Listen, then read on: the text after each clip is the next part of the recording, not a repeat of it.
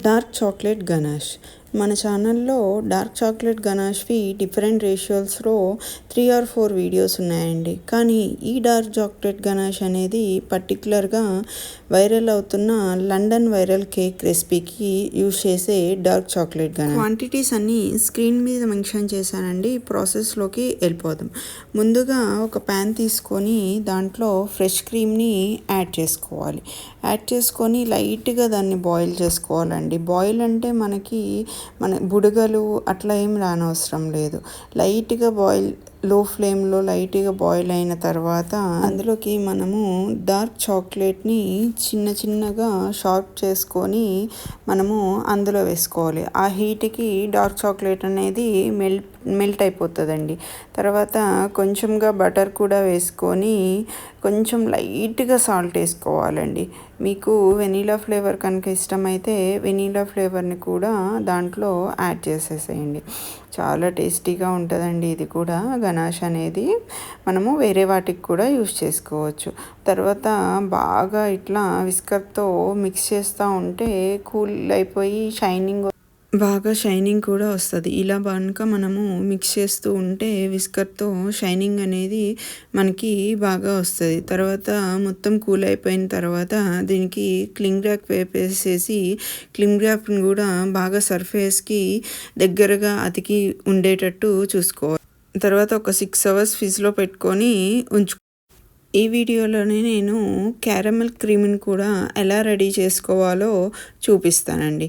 ఇది కూడా మనము లండన్ వైరల్ కేక్లోనే యూస్ చేస్తాం. ఇది చాలా ఇంగ్రీడియంట్స్ అన్నీ స్క్రీన్ మీద యాడ్ చేశాను, ఒకసారి చూసేయండి. ప్రాసెస్లోకి వెళ్ళిపోదాం.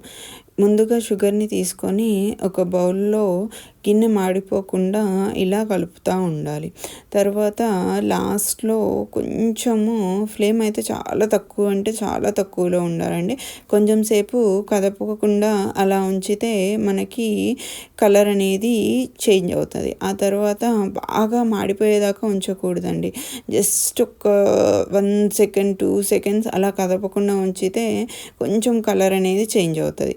ఆ తర్వాత మనము బటర్ని కూడా అందులో యాడ్ చేసుకొని మిక్స్ చేస్తూ ఉండాలి.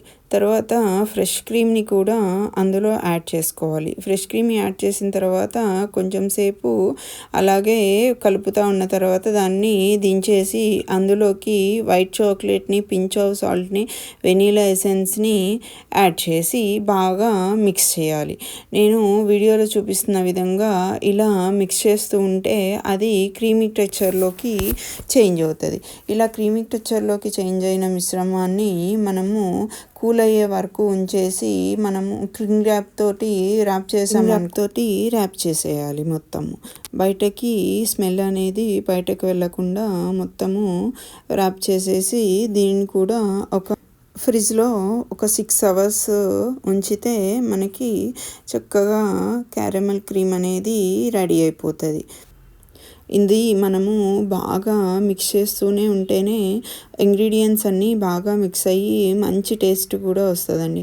నేను వీడియోలో చూపిస్తున్న విధంగా క్లింగ్ ర్యాప్ చేసి ఉంచితే మనకి ఇది నేను ఫ్రిడ్జ్లో పెట్టి తీసిన తర్వాత వీడియో అండి. ఇది ఫ్రిడ్జ్లో పెట్టి నేను 6 hours ఫ్రిడ్జ్లో పెట్టి తీసానండి ఈ వీడియో అయితే.